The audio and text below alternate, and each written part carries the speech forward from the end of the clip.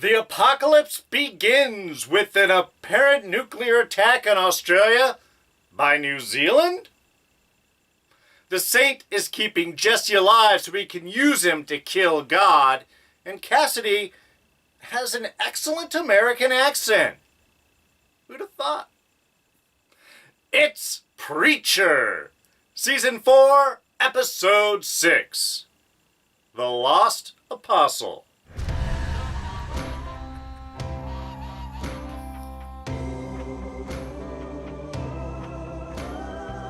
Hey everyone, D here, and welcome to this week's review of Preacher. So, as usual, this is your standard spoiler warning, and as always, you can check out our quick jump index right down in the description below. We'll have this entire review broken down, codified, time-stamped. You can jump to the middle first, you can jump to the end second, you can jump to the beginning here last. You can watch this review in any order you'd like.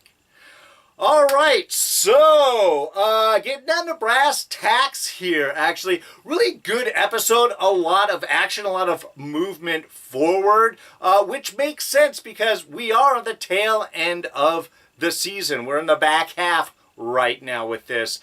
So we really do have to kind of get storylines moving. We need to find our end game. We need to sort of get aimed out here. And I think they did an excellent job of sort of sorting all of that out.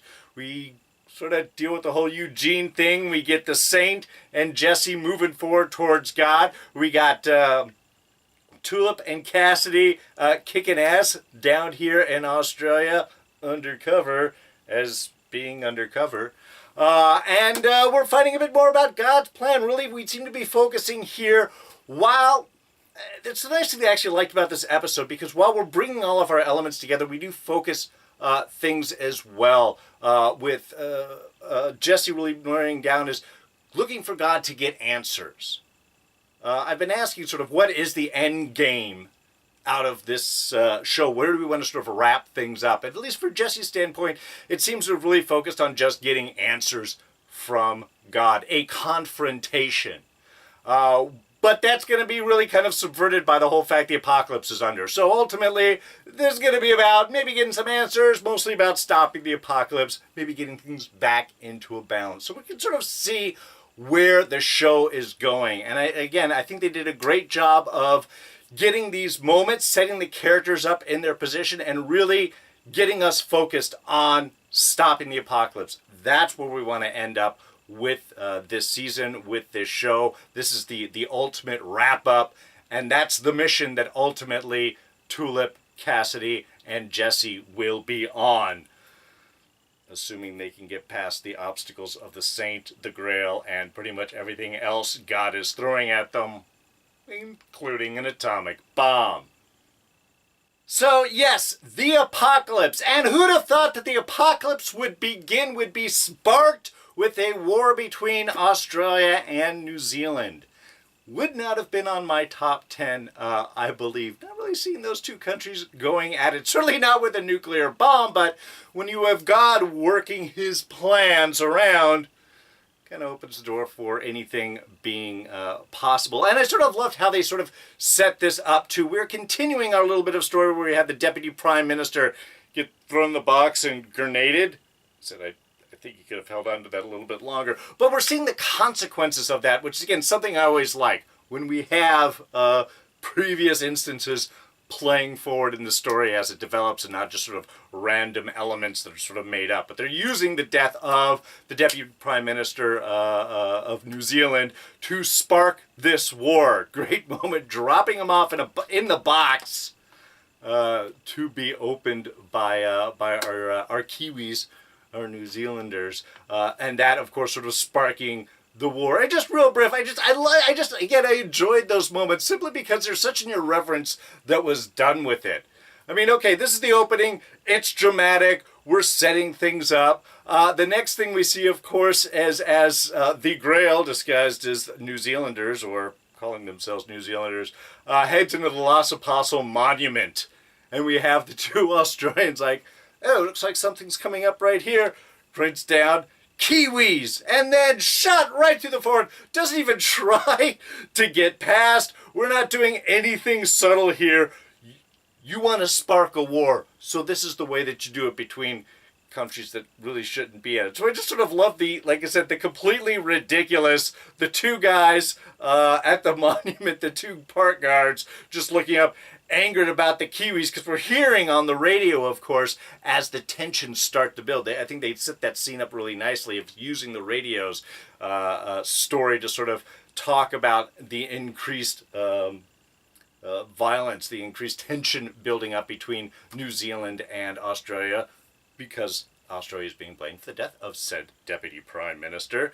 And then just immediately just mowing their way in, mowing the guards down as they come in to drop off what ends up being a very old-timey atomic bomb.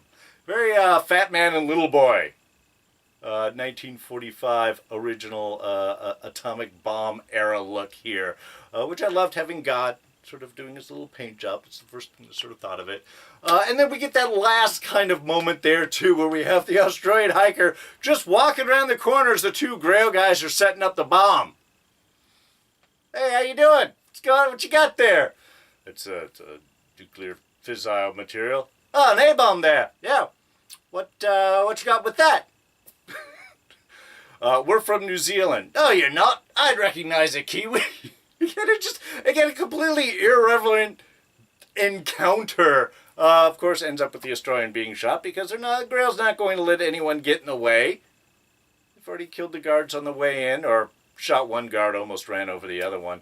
But it was just a great sequence of scenes, of very comic, very irreverent, great sort of back and forth, and the perfect setup for, well, what God will attempt to use to take out Jesse a little bit later on. So arriving finally to back up Jesse, we have Tulip and Cassidy. And again, in a great 70s undercover cop show look. The driving, the screeching of tires, all of it completely unnecessary and over the top. The great music, the look that they had, just a perfect setup. Now, I'm just going to go ahead and bypass the whole time regimen, which we do both with them getting to Australia and even Star later on going from Masada and arriving back in Australia to meet up with God. We don't really care about time in traveling. If they took a shipping container, if they took a cargo ship, that would have taken a lot of time. I don't think we've got the Saint and Jesse burning that much time wandering through the outback. So we're just gonna... Time is an unnecessary thing. This is all just visual storytelling at this point. So we'll go ahead and forgive that, of course. But a beautiful setup, like I said, with the 70s cop undercover look. And a great contrast of the police in Australia, how it's all busy and Cass slams down his hand and everybody just stops and turns. We want to see the commissioner. And we have our Australian desk clerk just go on, oh no, there's sequence and there's reads and you've got to fill this out and then come back and there's going to be in a very thick accent, near indecipherable. I mean, it is decipherable if you pay attention, but intentionally just being ridiculous. And so what do? As Americans, of course, they talk slower and louder to see the commissioner. It's how all Americans work, I think, overseas, I'm assuming. We don't understand, just louder and slower. And it's a universal translation right there. Why should we do that? Because we're the Americans. Again, just sort of, I love the setup. I love Tulip getting mad at the commissioner, just wiping things off the desk, and Cassidy like, this is our case now. There is no case. No case. It's all taken up. Preacher's dead. We got the guy downstairs, Eugene. So, I guess what we're going to sort of say here is on the last scene where we had Eugene menacingly over Jesse and the Saint coming up, that Eugene at that point just went, well, I shot him, he's dead, bye. I guess he told the cops that he did it, he had the gun, so it was just the guilt from Eugene, because yeah, he got a little mad, but he's still a nice guy. I have to say that's one moment that I really loved with that, when Cassidy where we have the commissioner, the police officers just looking at a guy with this face, no wonder he hates the world and everything. I'm surprised he killed all these people. I just love how Cassidy is like, no, see, that's the thing. He's got a face of an ass, but he's really a sweet guy underneath. It's not a necessary statement right there. But it was very sweet. It was very cool that Cassidy just really knowingly looking at Eugene like, there is no way this guy to do it. And he's been through a lot. Don't make fun of his face. Don't call him a cannibal. Especially if he's got an ass face, that's where stuff comes out, doesn't go in. The comparison for cannibalism doesn't make sense. It's just reaching for something bad. Of course, Tulip saying that she knows that when Jesse's going to be dead. You tell me what happened to him, I'll know when he's dead. She's kind of the best girlfriend ever, isn't she? I mean, really, even when she doesn't want to go after him, she's still going after to help out. Great little moments with Tulip really throughout this, and the whole dealing with the letter and the emotions and things like that. It's rough, but still, Tulip's there and she kicks ass, so she gets all of the credit. Anyway, so I guess that sort of set things up. I love the American bit. I love them driving around. I love the over-the-top ridiculousness of that, but it was a great theme. It fit the characters nicely. Like I said, Cass, perfect, wonderful American accent right there.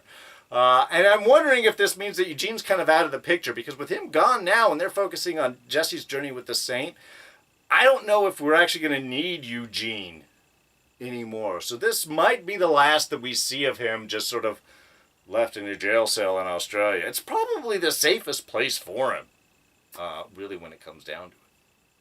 So, of course, most of Jesse's journey in this is side by side with the Saint, as the Saint is off to kill God. And apparently needs Jesse to do that. I'm assuming for bait, to sucker God out, to get him within his sights. And it was really kind of an interesting little journey. We had some great great little moments of comparativeness here, because we're looking at two people that are both very angry with God for their own reasons, but they're after different end goals.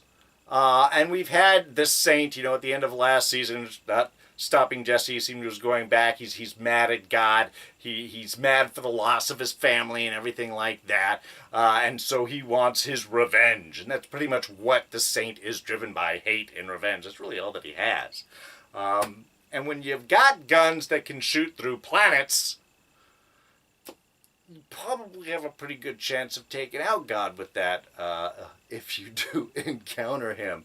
But Jesse, of course, kind of after things a little bit differently. And I loved how their dynamic really worked. I mean, we had some great dynamics when they were really at each other's throat with last season and the past couple of seasons, really. So now as they're sort of traveling together and they could do their sort of back and forth, just great little moments, I think, some great interactions. And of course, obviously, the Saint is safe because the voice doesn't work on him anymore, even though Jesse willing to sort of try that out just to be sure. If you're going to sort of traipse across the outback with the Saint, you want to make sure that you got to do that. So I appreciate that. But I really appreciate, like I said, the kind of back and forth of what the motivation for each of them is. Yes, the Saint wants revenge, but Jesse just wants answers, and I think that was really nailed up in one of my favorite scenes. It is this week's Scene of the Week! And there were many choices, for sure, but this is the one that sort of stuck out in my mind, and that is, of course, kind of the confrontation between, the standoff between Jesse and the Saint. Saint's like, come on, we're going. Jesse's like, eat crap. He said the other word, but I don't want to swear too much on these reviews here. I said we're going, and I said eat crap. Because Jesse's very right. He's still alive. If he is still alive, then the Saint needs him for something. And in that sense, that puts him in charge. If the Saint can't kill him, then what is it he's going to hold? What is it that he's going to hold over Jesse? And this is where Jesse sort of opens up about anger. Yes, the Saint lost his family. He was betrayed. He tried to do the right thing and lost everything for it. His anger with God is now driven to the point that feels like the only revenge that he can get against the slights against him. But Jesse has also lost things. He's lost his parents, lost a baby back in Dallas, one of those things that split Tulip and himself. So he has a lot of reason to be angry as well, not to mention everything that's happened over the past couple of seasons here. He's been through a lot. There's a lot of reasons where he has to be mad at God. And yet, all that he wants is answers. And I really sort of appreciate that. I mean, I'm not sure to what larger end that is, but at the very least, when you have that moment where you can confront God, what is it that you want out of that? And for Jesse, that is getting answers. And it's just sort of loved how he sort of pushed the saint away. It's just kind of like, you go, take off, and let me handle God. As he's sitting there just smoking a cigarette, being all sort of badass. It's sort of a perfect, strong Jesse moment, but in a way, it's a logical approach. It makes sense. It's not an angry bit. It's not revenge that he's after, like the saying is. He's just looking for answers. What is this all about? What is the meaning of life and these struggles? Large philosophical bit. And yet, well, he thinks that he's in charge. Really, he is not. Because while the saint can't kill Jesse because he doesn't want to, because he needs him, like I said, I'm assuming for bait, possibly some other reason, he can certainly kill other people around. And I think that was his last little message bit. He was like, you want to see the meaning, and turns and walking off towards the house. I am assuming that is, of course, the house that Cassidy and Tulip come in and find the family hung over their breakfast table. Because they said, we just missed him. We just missed Jesse. And since the cops were there and they called up the Americans, I'm assuming Jesse must have been seen. So while they don't directly sort of imply, just because of the timing and everything else, my assumption is that's what the saint did. That's how he got Jesse to finally continue to travel with him. Is like, fine, I'm not going to kill you, but I can kill other people. And if you don't want me to kill those other people, you're going to come with me to go after God. So Jesse's still trying to be the good guy, sacrificing himself, but not willing to sacrifice other people. He is a preacher, after all. So, of course, the main challenge, really, preventing Tulip and Cassidy from catching up to Jesse, is that there are no roads in the Outback. Or there's not a lot of roads in the Outback. Makes traveling a little difficult, especially when you don't really know where he's going, which sort of brought the whole letter scene. And I just want to kind of hit that real briefly, because, again, it's another just nice emotional moment between Cassidy and Tulip. Not from a relationship standpoint. I mean, yeah, we do have that tension there. But more of that emotional caring. How much Cassidy really cares for Tulip and her happiness and her health, and sort of vice versa. Yes, Tulip not ready to read Jesse's letter. Knew that she hadn't even looked at it at all. So at least it sort of supports the fact that, no, she hasn't brought herself to be able to really read it. And she has a good point. What's it going to say? That you're stupid, or that you're stupid and I forgive you? She's a very black and white person, Tulip. You have to appreciate that. But I love the emotional moment that was held when Cassidy did read the letter. Looking for, hey, maybe there's a clue in here. I'll just take over. I'll skip all the personal stuff. Not when you take that long.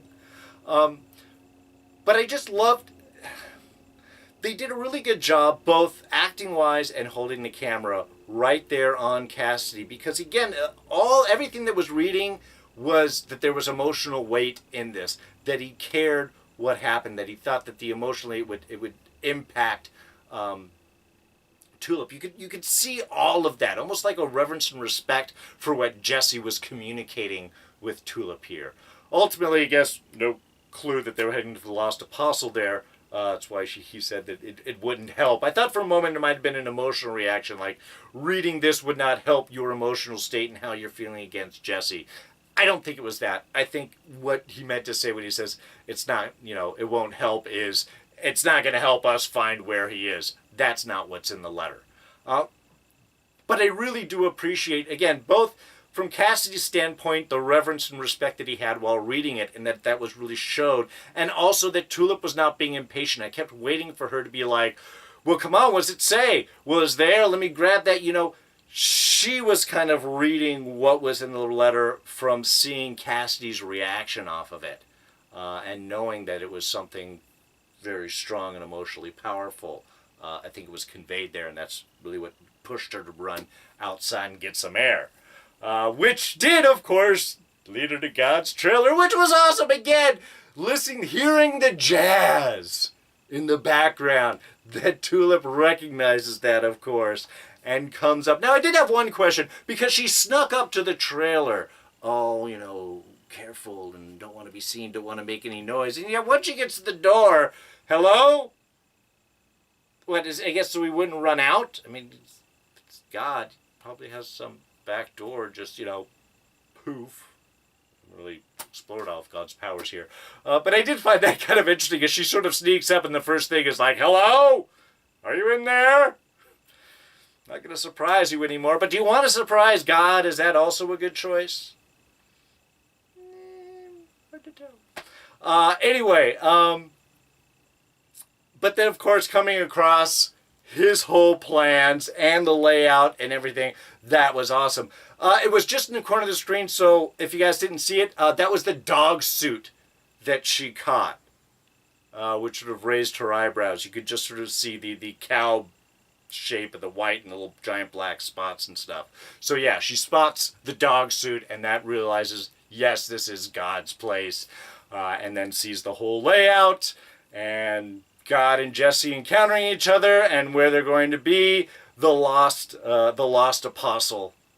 On the postcard there. So that clues him in, knows where to go now. Very convenient. Almost too convenient. Oh, and just real quick, I love, if you watch over, we have Jesse's church on there, and all these other little moments throughout the seasons, which I thought was really cool, showing in a way that all of this might have been God's plan from the very beginning, which is also pretty heavy. So yeah, so thanks to God's plans there, Cassidy and Tulip know where they gotta be. They gotta head to Lost Apostle, because that's where Jesse's gonna meet God. Luckily, they don't have to worry about the car, because where they're going, they don't need roads. Always appreciate a great Back to the Future reference, because they've got a plane! And they use that to do the awesome Jesse rescue, which, look, I love that whole setup. I love the whole bit. I love Jesse sort of mocking the saint about, look, you're going to be mad at me. One day, when are you going to be really mad at me? Just so you know that without me, God gets away with it. Runs, plane sloops down, hits with the fire retardant, which of course the waitress had clued Cassidy into. It was an awesome scene also. Dusts him up, blinds him, lands the plane, Jesse runs, jumps in the back, Tulip pulls up, takes off, boom! Just a beautiful, awesome rescue scene. I can ask, like I said, while that was all awesome, how did Jesse really know what was going on? I mean, he didn't hear the plane until they got really close. I don't think that he saw it, and yet he was planning the whole I'm about to get away. It's just the knowledge of the Jesse there. It doesn't matter. It works. It looked awesome. It works in the whole confines of the show, so I'm not complaining in any way, shape, or form. I loved the scene. That was almost the scene of the week. I just kind of liked the philosophical battling between the Saint and Jesse just a little bit more. But a great rescue! And perfect. I love the back. Hey. Hey. Hey. She doesn't say anything. She says, hey. That's all we need with the comparative. Yes, she's still mad, but she did just save your ass, Jesse. Don't complain about any of that. But they know where God is, where they can head out, or at least for a moment. And I appreciate, again, I always like it when characters are smart, because we've got God waiting for Jesse to show up, because that's where the bomb is, and he is suckering him right into a trap. You got Admiral Akbar in the corner going, it's a trap! And it was sort of a perfect bit of recognizing, oh yeah, Tulip found this card right where we were going. Yeah, it was amazingly coincidental. It's, oh my God, that stuff doesn't work. It was a great sequence of thoughts. You can see the thought process going on with the characters, which was awesome. Which leads to the big bomb explosion and the ship, the plane almost getting away, and the big Jesse sacrifice. Another just great bit.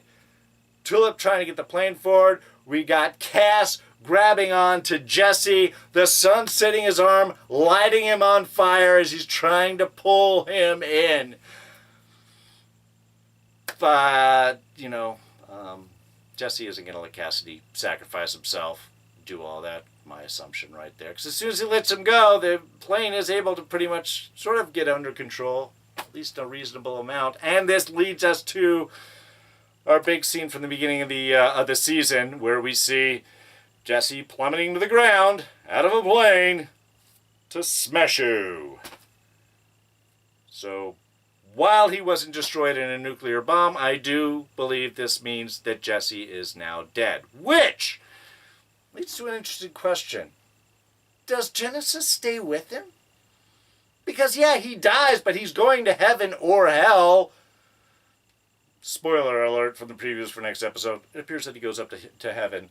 But yeah, I mean, if he got shot by the saint, then that's dead. There's no coming back. But he just dies, so his soul goes up to heaven.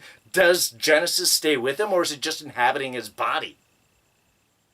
Will he still have the voice as a dead person? Is it now that he can't be killed the same way? I mean, does that make him more powerful? Is it the best move to do? Would the nuclear bomb have totally wiped out even his soul, or would that have possibly have killed Genesis, and maybe that was God's plan, to kill Genesis inside of Jesse's body, so that even if Jesse was reborn in heaven, his soul comes back, Genesis would be gone. We'll find out with that more, but again, just an interesting thought, something to think about as we wait for next episode. Alright, just a couple of small things. One, Jesus and Hitler battling out for the souls of everyone who's about to die.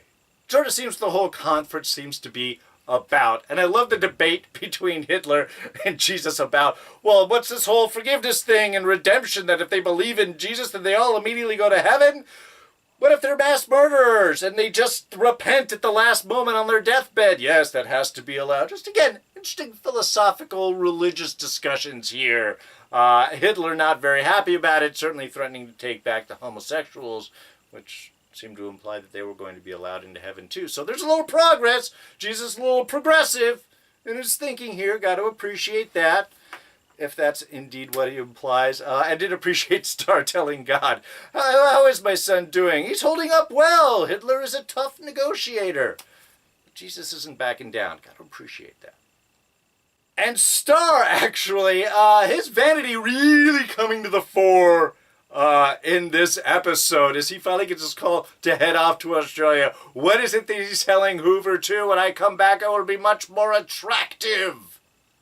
That's all of his focus is. That and carving a giant vagina on Jesse's head, which has God quite amused. Yes, very interesting. It was just sort of fun back and forth. That's the one thing that he's pushing God on is, and I get my looks back, right? And that's going to be fixed. It's very important to me. God's response, yeah, God willing. Not really what you want to hear from God, because it would be him willing, and thus does that mean that he's not willing? Certainly not if you keep messing around with Humperdoo, because he has killer dingoes that will attack your nuts. There's a Stand By Me reference right there. Sick balls, I believe, was the line from Stand By Me. Anyway... Just a great bit. Poor Star. I thought he was dead. I thought this was the end of Star. But apparently just God sort of reinforcing. Though, again, the nuclear bomb does go off immediately there with Star next to him. So, I mean, he could give Star the protection, I suppose. But, yeah, interesting. Then Star would come back from heaven, and then just it starts to get complicated here. Oh, and actually... Speaking of Star hiding out Humperdoo there, we had a discussion there in the comments last week about Humperdoo. Why do we have Humperdoo if Jesus is here? Isn't Jesus the Messiah? What do we need Humperdoo? I think that was last week in the discussion where Tulip and Jesus were sitting in the car and smoking a joint, when Jesus relays the fact that he had sex with a married woman and thus had a kid.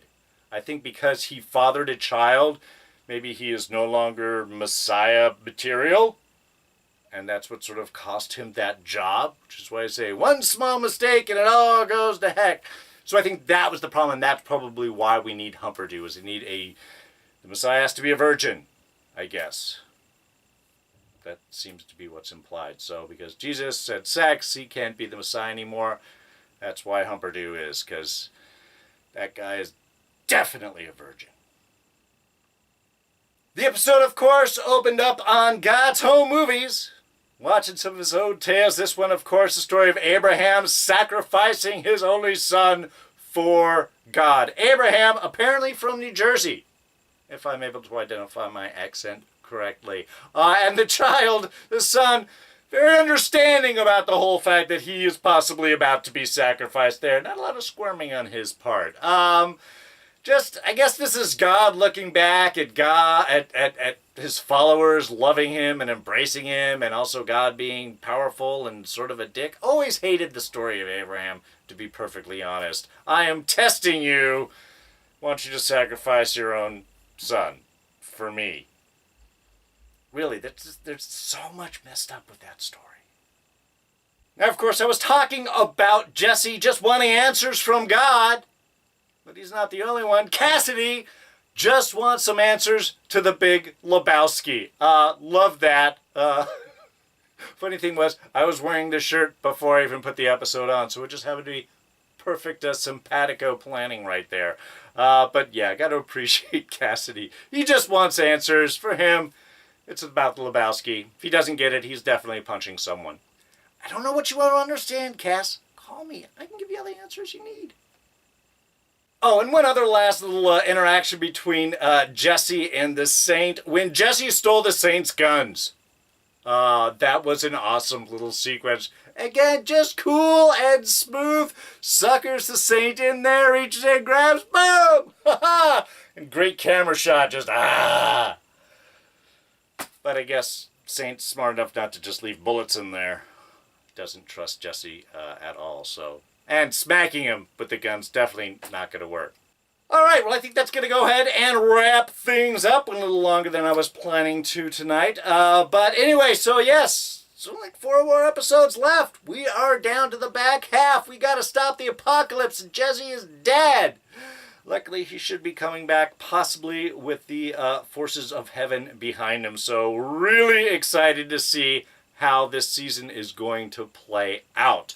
Also do want to let you guys know, if you are fans of The Boys, the awesome show with Carl Urban on Amazon right now, The Norms versus the Soups. If the Soups are all evil, just so well done. Really excited to see Carl Urban.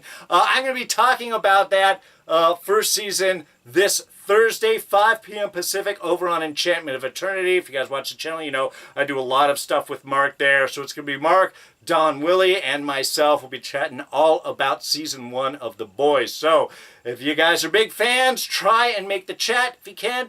We'll go ahead and answer as many questions from you guys as possible and just sort of talk about the show, what we enjoyed about it. I think really, I loved how the whole season was paced, how they planned out the first episode. Really a brilliant dichotomy of expectations and horror moments, and they really did that amazingly well. And like I said, I'm a huge fan of Carl Urban, so I'm really excited to see more of him. So that's this Thursday, 5 p.m. Pacific, over on Enchantment of Eternity. I'll put a link down as soon as I get one.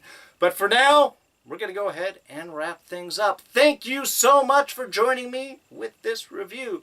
And if you guys enjoyed it, as always, please go ahead and hit that like button. Thoughts, ideas, and comments? Throw those down in the section below. What do you guys think of this episode? What do you think about the impending war between Australia and New Zealand? The Kiwis are up looking for revenge. And especially with Jesse now dead, what are your thoughts on the whole Genesis idea? Let me know what you guys are thinking. Throw those down in the section below. You can always catch me on Twitter and Instagram. I am at Darren Jakes. You can hit this button to subscribe, and we'll throw up a couple of our latest reviews here for you to check out. So, that's going to be it for me. I'm D, and I'm out of here. Catch you guys next time. Bye-bye.